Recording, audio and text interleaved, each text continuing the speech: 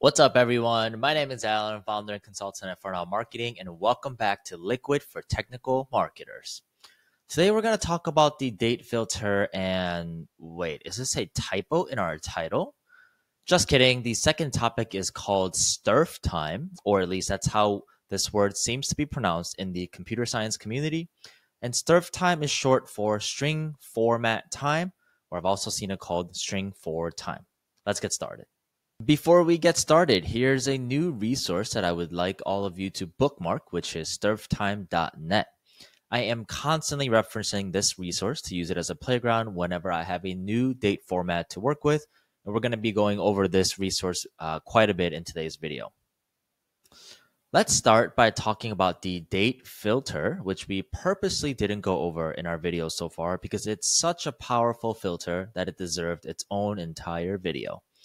So the date filter converts a timestamp into another date format. And the format for this syntax is the same as strftime. And by the way, the date filter works with a timestamp, which I will interchangeably call date variable in this video. And because we talked about date variables in ISO 8601 in a previous video, we are ready to talk about today's topic and learn more about strftime. So let's look at our first example in BRAZE. We're going to create a variable called liquid for technical marketers start date and set it equal to 2024-08-16. And even though that this date stamp only has the year, month, and date, this is still in ISO 8601 format.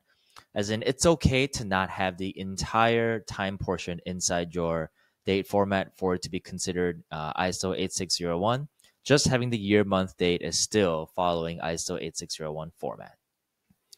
So here I have my assign statement, liquid for technical marketer start date. And then when I render this variable, I'm going to add my date filter, colon, and in quotes, I'm going to add %A, %B, %D, %Y. Whoa, what the heck are we writing here? That's not even English. And that strange looking syntax, %A, %B, %D, %Y, this is what we call strftime. And let's navigate to strftime.net and talk more about how this works. And I promise this example will make much more sense after this discussion. So this is the strftime.net app or playground, and this will be our ultimate go-to guide whenever we need to figure out how to interpret or write the strftime code for our date variables. First, we can actually type in exactly the strftime code that we saw from our first example. So let me go ahead and write out %A, %B, %D, and %Y, and take a look at how that formats. Now this makes much more sense. %A, %B, D, and Y all have a matching date format that it translates to. By the way, notice how this timestamp right here is today's date. So on this strftime.net web app, they will always use the exact current timestamp at the time that you're using this tool. So we don't have the ability to fix the timestamp that they're working with and try for a future past date. But that shouldn't be a problem with learning how to use strftime, and we can try that in our BRAZE examples. Now, let's say we didn't have this code to begin with, and it is our goal to figure out how to format our ISO 8601 date to look nicer. So maybe we're just given this date, and our goal is to figure out how to make it look like August 16, 2024. And that's where these long rectangular buttons come in handy. Let's check it out. First, let me explain how each of these rectangles work. So on the left side of each rectangle, there is the type of date value. So we have starting as big as the century, going down to year, month, week, day. And then there's also different ways to format dates. And then we have hours, minutes, seconds, and even millisecond, microsecond, and nanosecond. And then followed by our uppercase AM, PM, lowercase AM, PM, some preset time formats, and then lastly, the time zone. And on the right side of each of these rectangles, there are small examples for how the date will be formatted. And this example really is all we need to build our strftime code. So going back to our example, our goal is to build the full word August 16, 2024. So the first format we're looking for is month, and we're gonna look at these three right here, and we want the full word August, which looks like it'll be this one. So I click this one, and what's happening is every time I click on any of these format rectangles, the strftime code is being populated inside our text box. So it's actually just building our strftime code for us as we click each button, which is very, very convenient. And then the another thing to note is that only the strftime code, the portion with the percent symbol followed by the character, is being recognized as a date format, meaning we can actually add our own characters like spaces, commas, slashes, and even full words like and or at, for example. So for example, whoops, let's not delete the capital B. And so next we have the date, which we have quite a few options here. If we scroll down, we have, a handful of different day formats. And we want the one that has a number. So, and it looks like it's going to be one of these two. These are also numbers, but they're slightly different. This tells me that it starts at 1 and ends at 31. So that sounds like the date of the month. But let's quickly talk about the difference between this 0, 1, and 1. So that extra zero we saw is called a leading zero, which is a zero placed before a single digit number to ensure it has two digits. So a month without a leading zero would look like just 5, but a month with leading zero would say 05. And then for days, a day without leading zero would just be a single digit, and a day with the leading zero would be 03. So that's the main difference here. This has leading zeros, this doesn't. Let's choose a one without the leading zero. So I'm going to add a space and then click this one. Now we have August 16 formatted nicely. Well, at this point, you might be thinking, wait a minute, how come we didn't have that non-leading zero option for the month? So there's two answers there. One, strftime.net may not be perfect. It is a resource built by these three engineers, and I'm not sure how up to date this resource is.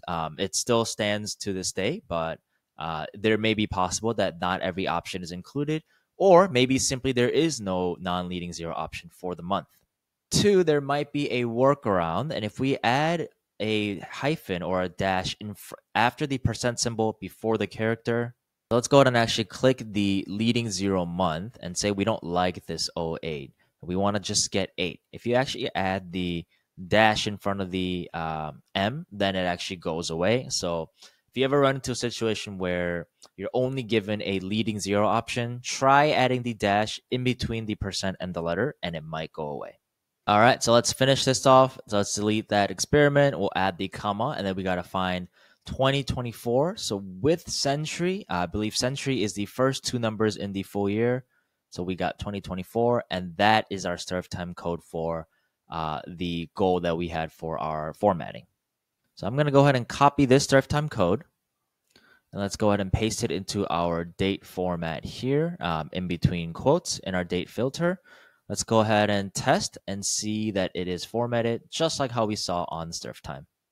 To wrap it up, let's do one final conversion with a more detailed ISO 8601 data. So our full date value will be 2024 08 09 T 17:30:0 and minus 0700. So our goal is to convert it to this exact friendly string Friday Aug 9, at 5:30 p.m. lowercase p.m. PDT.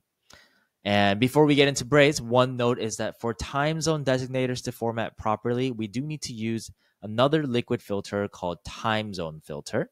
And this may actually be a BRAZE specific filter. So another heads up there. So first, let's create the variable in BRAZE. We have 2024 08 09 T 1730, 0 seconds, and then UTC offset being 0700 minus. And then let's head over to strftime to grab all the parts we need. So I'm going to go ahead and clear this.